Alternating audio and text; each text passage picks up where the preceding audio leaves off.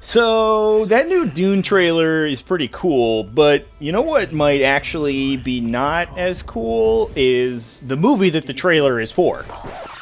Dune, obviously, is basically the granddaddy of high-concept gothic science fiction stories, and as a result, in addition to occupying an almost literal graveyard of failed film projects, it's had a couple of adaptations over the years to extremely mixed results. So let's talk about why that might be, and why other adaptations of the classic space opera thus far have mostly failed. Could Villeneuve's 2020 Dune remake be the ultimate cinematic translation of Frank Herbert's visionary epic tale, or is the story of Dune just totally unadaptable to the big screen?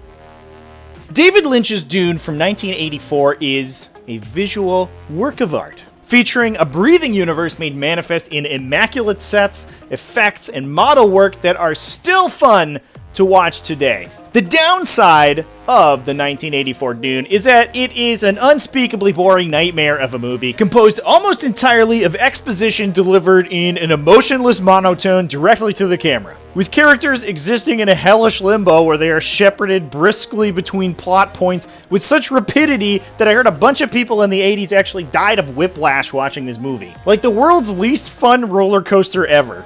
Sci-Fi Channel's 2000 adaptation miniseries fared a little better and is generally regarded as being okay, despite the fact that it was saddled with a much more modest budget and, while it looks like a show entirely furnished from the dying racks of a local Spirit Halloween store, it has some solid special effects for the time, and also, some would say even more importantly, an actually comprehensible plot and characters. But Sci-Fi Channel had one advantage that Lynch and his later disavowed team of terrible corporate editors could never compete with: a 5-hour runtime.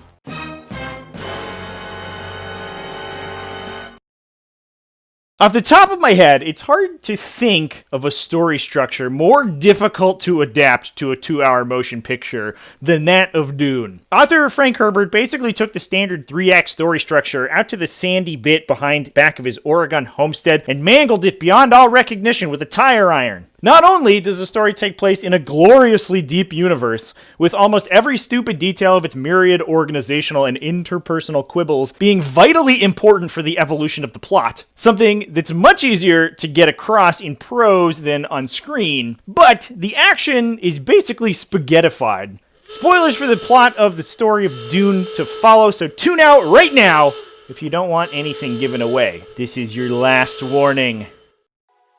Dune is basically 2 stories for the price of 1.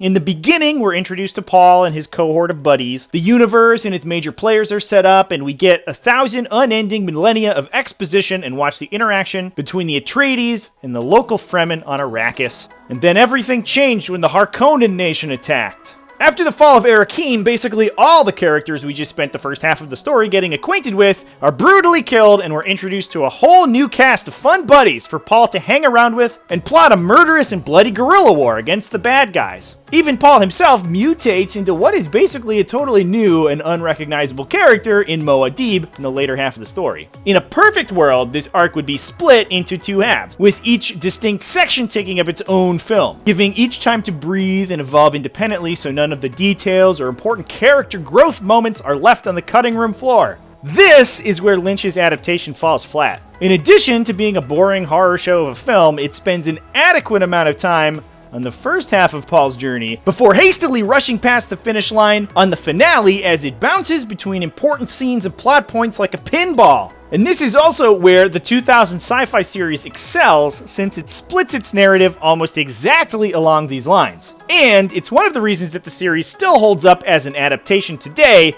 despite the fact that it is very obviously a sci-fi series from the year 2000. Like, oh my god, look at this animation.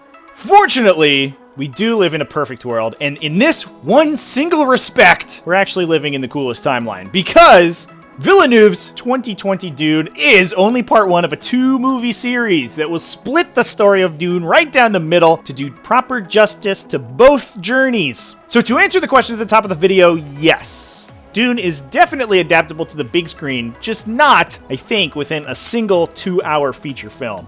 Maybe with some clever application of non-linear storytelling, perhaps starting after the fall of Arakim and telling the first part of the story in flashbacks, or using the preparation for the final battle as a framing device. You could cut out a lot of the fluff and squeeze the narrative into a single piece, but it would basically require a reinvention of the story to do justice in a single part. With a super slick aesthetic and some clearly skilled and motivated writing and filmmaking at its back, I'm actually pretty optimistic about Villeneuve's Dune. From what I've heard, the attention of the creators is focused on the right things, reimagining Herbert's story for a more modern audience while still doing justice to the original source material.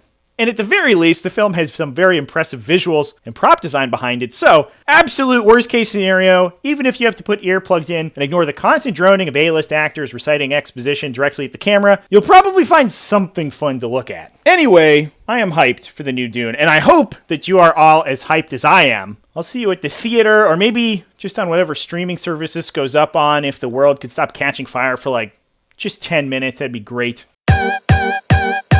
And thanks for watching. I hope you enjoyed the video. Even if you didn't enjoy it, a like and a sub would be sweet. I would really appreciate it. Normally, I make content for tabletop gaming over in the channel Tactical Tortoise, but I talk about movies and stuff that I like over here on this channel. I even got a video cooking about Disney's Mulan remake that I think will be fun too, so, stick around for that at least. Anyway, thanks again for watching. Have a good one, everybody, and remember to do the Dune. I don't know.